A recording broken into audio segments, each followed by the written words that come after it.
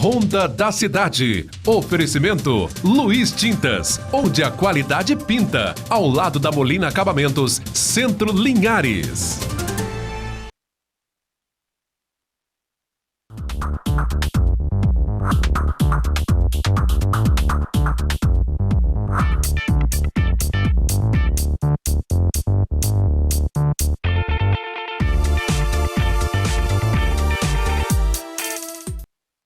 Olá, amigos de volta, sejam todos bem-vindos. Começa agora o programa Ronda da Cidade. Eu sou Oséias Farias e estou fazendo aquilo que gosto, o jornalismo. Gente, o Ministério Público apresentou denúncia contra um motorista que atropelou e matou uma pessoa e deixou outra gravemente ferida no quilômetro 144 da BR-101 no último dia 25. Eu vou trazer essas informações porque eu tenho a base da denúncia do MP. Deixa eu pedir isso para a minha produção. Produção, tudo bem? Bem-vindos. Vamos começar logo com essa notícia porque estourou, inclusive nas redes sociais, que o MP pediu para que esse homem fosse ao banco dos réus, não é isso? Então coloca no ar aí um vídeo do acidente que serviu de base para que o Ministério Público pudesse promover esta ação. É o autor da denúncia, veja aí, ó. Dia 25 do mês passado, 17h50. Isso é quilômetro 144, bem próximo da Joana d'Arc, aqui perto da TV Sim. Veja que o sinal vai fechar. Dá só uma olhada lá, na pista do meio. Na pista do meio. Um veículo atropelador vai passar e olha o que acontece. Olha isso aí, ó. Cenas fortes que fizeram com que o Ministério Público apresentasse denúncia contra o motorista atropelador. Isso aconteceu no dia 25. O homem que conduzia a motocicleta, que eu mostrei aí na imagem, ele acabou falecendo, acabou morrendo. A mulher dele, que estava de carona, acabou se ferindo gravemente e até hoje ela está internada em um hospital aqui da nossa região. Trata-se desse homem que aparece na nossa imagem, daqui a pouco a gente vai identificá-lo, nós vamos identificá-lo, porque hoje o MP tomou uma decisão, apresentou denúncia pedindo que o autor desse acidente aí, quem provocou este acidente, sente-se no banco dos réus. O que quer o MP?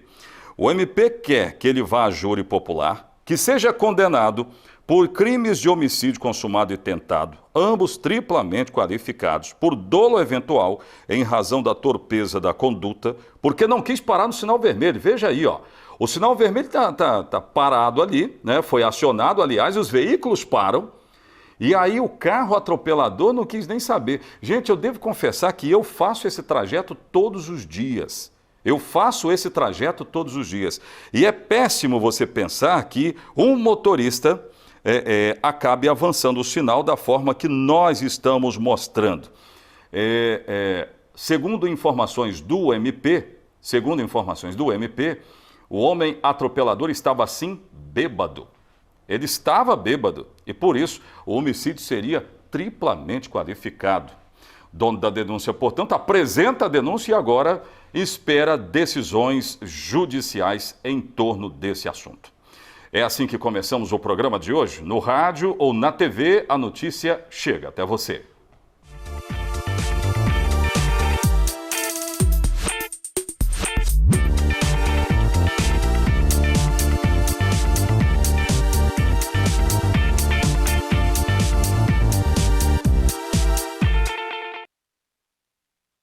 Os capixabas estão se qualificando mais para voltar ao mercado de trabalho. Aliás, é muito importante que isso aconteça. E você já tem procurado se qualificar aí? Você que está sentadinho no seu sofá, nos acompanhando? Isso é muito importante. Eu quero atualizar os casos de coronavírus. Me lembrem, produção, de falar sobre Aracruz. Aracruz destoou do decreto do governo do estado. Lá o atendimento, o funcionamento do comércio está sendo feito todos os dias. Eu quero falar sobre isso já já. Vamos atualizar os números. Novo boletim foi divulgado pela Prefeitura Municipal de Linhares e eu quero trazer, gente, foram mais 160 casos de coronavírus, mais 160 casos de coronavírus, casos positivos aqui na nossa região. E aí, o número de 1.337 casos de pessoas em isolamento domiciliar, 1.337. Os casos de pessoas que estão clinicamente curadas, 1.378. Aí você deve estar se perguntando, uai, mas os casos clinicamente curados são maiores? O número é maior que o número de pessoas em isolamento domiciliar? Calma que eu vou explicar. O número de casos confirmados em Linhares é de 2.816. Exatamente esta soma aí do que nós estamos mostrando. Também, casos de pessoas internadas, nós temos agora 58. E eu já disse aqui que o município de Linhares não tem leitos disponíveis. E os óbitos são 43. Eu tenho outros boletins aí que já foram confirmados, então coloca no ar aí que a gente já vai dar uma passada geral nesses números. Soretama. Os casos ativos em Soretama são 192. As confirmações, olha isso. Olha como saltaram os casos positivos de coronavírus em Soretama. E acredita-se que tem até mais. São 318. E aí a soma. As pessoas em tratamento domiciliar são 187 e os pacientes hospitalizados agora são 5. Ou seja, tem mais pessoas hospitalizadas que moram no município de Soretama. Folgo em saber que o vereador que está com coronavírus, eu não estou autorizado a falar o nome dele, mas ele apresentou uma melhora. Isso é muito importante. Tem o boletim de Aracruz? Se nós tivermos o boletim de Aracruz, eu quero falar sobre. Também falo sobre Colatina. Aracruz, casos notificados 3.514, os casos descartados são 1.278, casos suspeitos 913 e os confirmados 1.323. Curados são 680 e os óbitos, atenção, em Aracruz são 38 óbitos. Eu vou chamar uma matéria de Colatina, depois eu volto a falar a respeito de Aracruz. Aliás, daqui a pouco a gente fala, né? Antes, os capixabas estão se preparando mais para o mercado. Nessa câmera aqui, a produção me avisou que eu devo chamar essa matéria, porque os capixabas estão preocupados com a pandemia. E aí, correndo atrás de se preparar melhor para um mercado de trabalho que ficou mais difícil, hein? Põe no ar. A Kelly Mara é estudante de enfermagem e está trabalhando como doméstica, mas foi demitida logo no início da pandemia e conseguir trabalho está difícil. Devido à situação de você pegar um meio de transporte para ir até o trabalho e voltar, as pessoas já têm aquele receio de você se contaminar no trajeto e contaminar quem está em casa devido à quarentena, se resguardando. Então, o ideal mesmo para as pessoas não receber também, nem mesmo que precise dos serviços domésticos. Sem emprego, ela, que mora com a mãe e o irmão, viu as contas apertarem. Como eu pago uma escola, tá atrasado algumas mensalidades. Como a gente tem água, luz, tem gasto com medicamento, porque meu irmão é hipertenso, tem a minha mãe também que está precisando de fazer um tratamento. Acaba meio que a gente tirando de uma situação para outra e não dá para suprir tudo, não dá. Assim como a Kelly Mara, muitos outros trabalhadores perderam os postos de trabalho com a pandemia. De acordo com o IBGE, pela primeira vez na história, em todo o país, mais da metade das pessoas com idade para trabalhar estão desocupadas. Aqui no Espírito Santo foram fechados quase 7.000 postos de trabalho no mês de maio, segundo o Cadastro Geral de Empregados e Desempregados, o CAGED. Se a gente olhar só março até maio, vamos dizer assim, né, um período mais recente, esses 3 meses, foram suficientes para ter uma redução em cerca de quase 30 mil, né? 29 para 30 mil.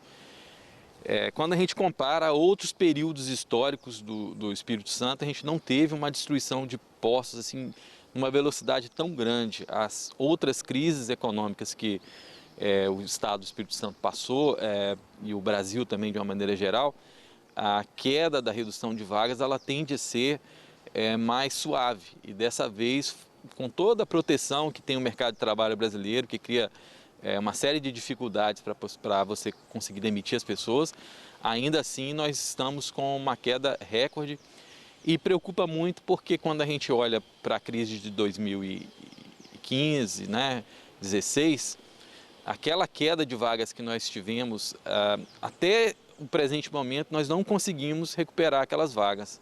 A Roberta também faz parte do grupo que ficou sem emprego durante a pandemia. Eu atuava há 12 anos como gerente comercial de uma empresa do ramo imobiliário e 2 meses posterior ao início da pandemia eu fui desligada e me vi no meio de uma pandemia e desempregada. Contando com a ajuda de familiares e amigos, né, logo me recuperei, né, mentalmente e foquei no meu objetivo, que era a minha recolocação. Não pensei em nenhum momento esperar a pandemia passar para que isso acontecesse. Então, desde o início, estou focada na minha recolocação profissional. Comecei a fazer alguns cursos, já vinha fazendo, reforcei e foquei nos cursos que eu queria, que eu tenho certeza que vai me ajudar no meu autoconhecimento e meu desenvolvimento. E contratei uma consultoria de recolocação que, para mim, foi fundamental e primordial nesse momento. Pois é, tem que se preparar, afinal de contas, pandemia. Produção, volta a imagem que eu coloquei aqui, que é base do Ministério Público, que está sendo para apresentar uma denúncia contra um motorista atropelador que estava dirigindo um veículo Gol, né? E na peça não há nomes, o Ministério Público não destinou aqui, pelo menos, na nota para a imprensa, os nomes. Quem estava na moto era o Átila Feu dos Santos. Apareceu a imagem dele aí, é servidor público de 29 anos. E a esposa dele, né, a Priscila Feu, que esses dois aí, ó. A Priscila ainda está internada, o Átila morreu poucos minutos depois desse fato terrível, né? E aí o motorista atropelador, que estava assim bêbado, pelo menos na nota que nos chegou aqui do MP, não foram citadas nela nomes, principalmente o nome do motorista atropelador. Mas as vítimas, eu citei agora o Átila e a esposa dele. Que cena é essa? Quando a gente for passar aí pelo quilômetro 144, nesse trecho, tem que redobrar as atenções. Veja que o sinal estava fechado. Pois é, essas são as imagens aí, ó. Daqui a pouco eu vou trazer outras informações do programa Ronda da Cidade e falo a respeito de Aracruz, que o comércio lá não está seguindo o decreto do governo do estado. A gente vai explicar essa história já já.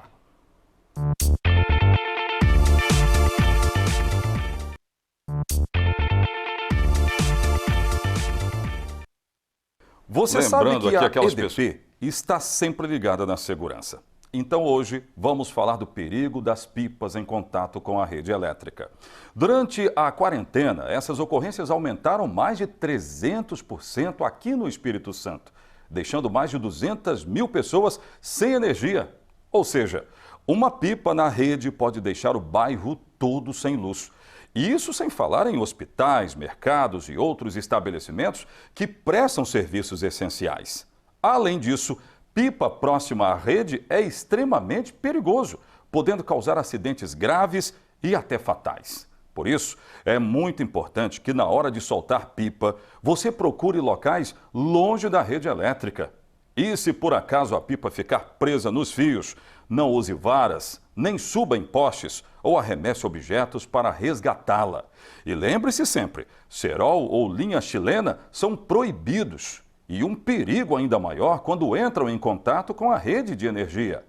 Essa é uma dica da EDP, porque a EDP se liga na segurança. Essa dica é tão importante que pode salvar vidas. É isso aí. Gente, eu quero trazer informações agora sobre a UFES na Grande Vitória. Lá foi criada uma câmara de desinfecção por causa do coronavírus. Uma decisão importante e uma criação também muito importante para combater o vírus. Eu tenho essas informações. Põe no ar. A Câmara Desinfectante foi desenvolvida por um grupo de pesquisadores do Centro Tecnológico da Universidade Federal do Espírito Santo. A iniciativa partiu da necessidade de esterilizar equipamentos de hospitais do estado que são reformados na UFES. Essa área do Centro Tecnológico da UFES, ela tem trabalhado na manutenção de equipamentos hospitalares. E esses equipamentos eles requerem uma higienização antes de começar o procedimento de manutenção.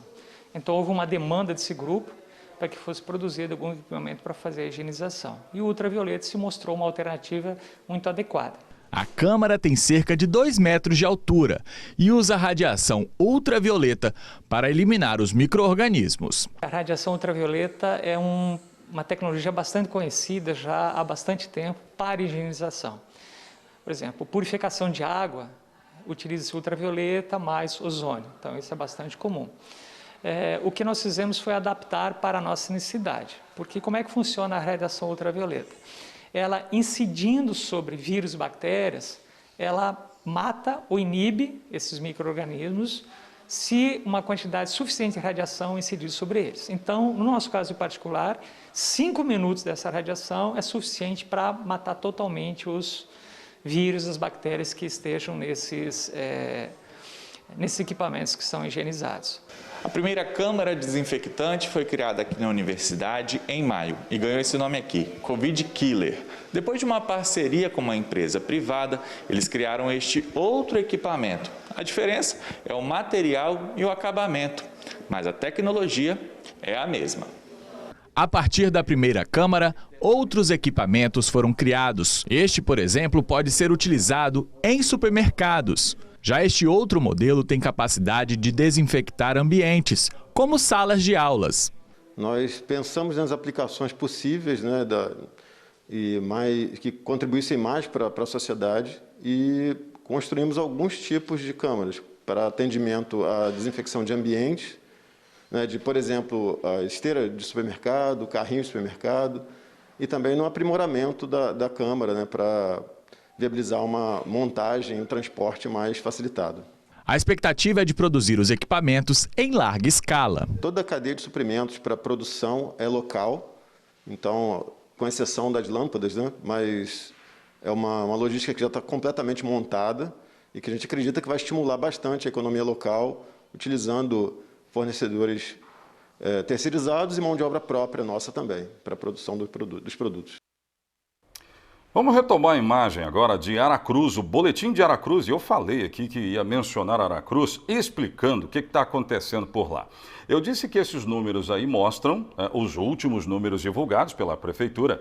E o governo do estado, nessa semana, divulgou um novo decreto. O decreto diz que os municípios com alto índice de infestação para o coronavírus precisam obedecer a este decreto. E isso também vale para Aracruz, aqui na cidade de Linhares. Nós estamos vendo a mesma situação. Bem, Linhares, então, a partir da terça-feira, diz que já começaram a obedecer o decreto, portanto. Só que Aracruz anunciou que não vai seguir essa determinação. E por quê? Pode voltar aqui para mim. O prefeito da cidade, ele disse que foram analisados vários aspectos de Aracruz para tomar essa decisão de não seguir essa linha de ação para a abertura do comércio lá.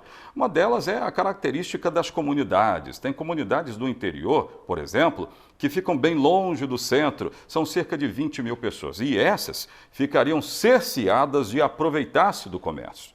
No litoral de Aracruz, de acordo com o prefeito, e isso também embasa a decisão dele, são pelo menos 30 mil pessoas e elas também teriam dificuldade de ir até o comércio de 10 às 16.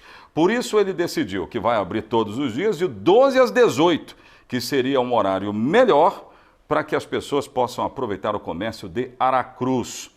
Aí vem um detalhe, há um decreto do Estado.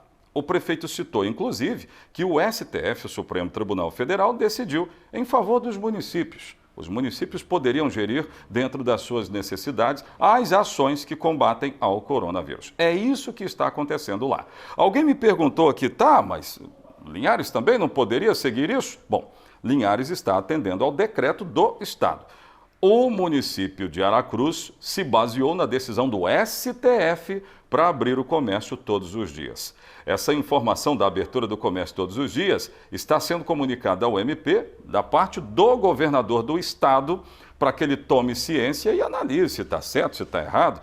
Vai dar pelo menos uma batalha jurídica aí, porque há um entendimento do STF e do outro lado um decreto do governador do Espírito Santo. Gente, daqui a pouco eu volto trazendo informações da Rede Descontão, o Atacadão Pneus, que tem novidades também, e outras notícias no programa Ronda da Cidade. Eu volto já.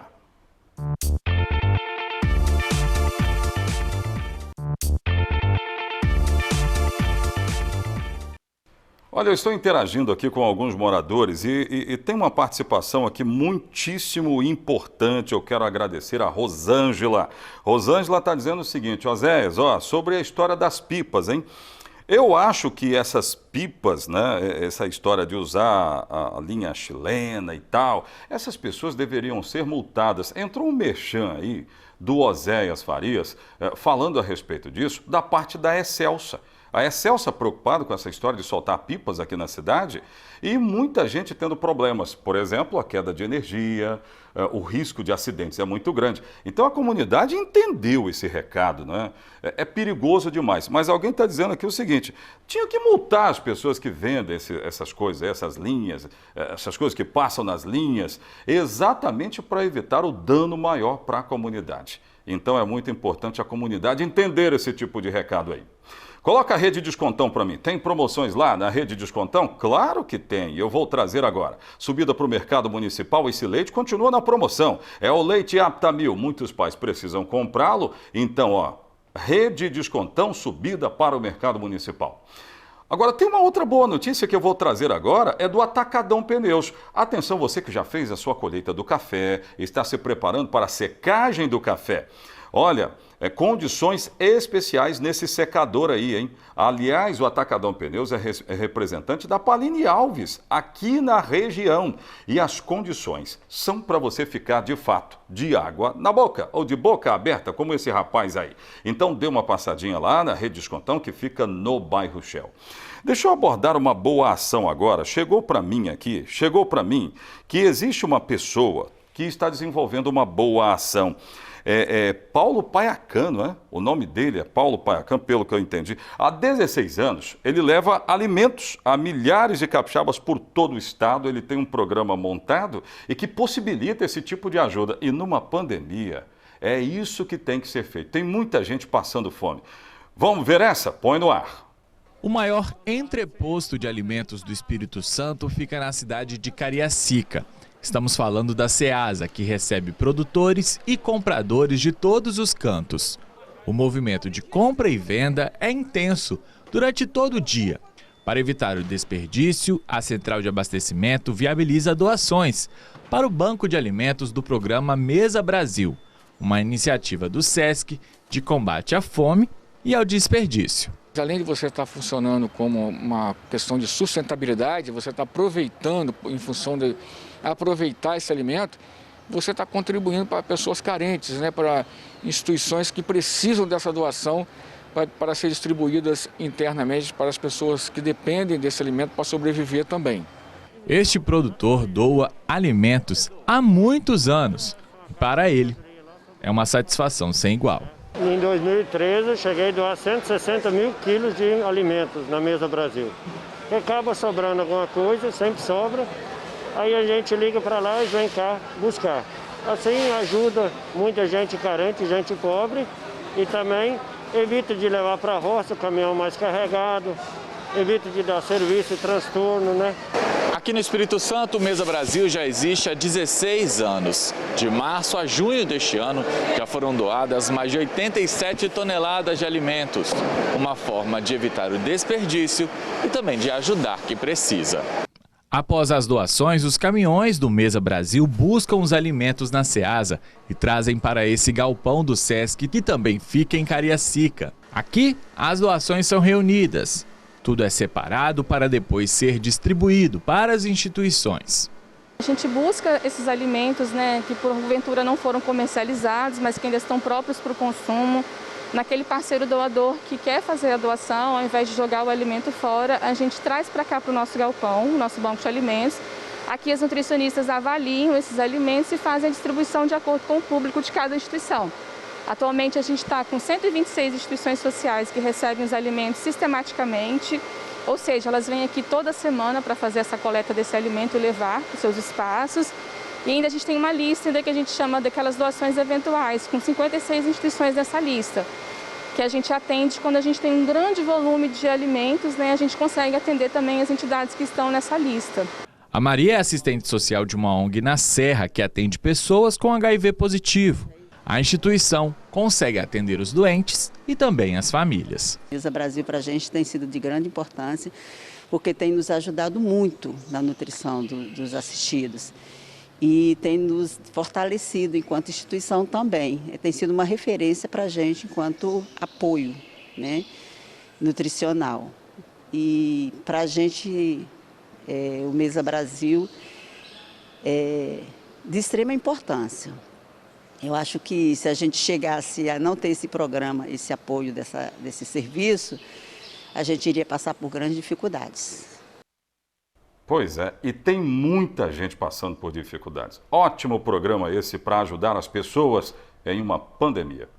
Gente, o Ronda fica por aqui. Obrigado pelo carinho da sua audiência. Nós vamos voltar amanhã. Até amanhã. Tchau, tchau.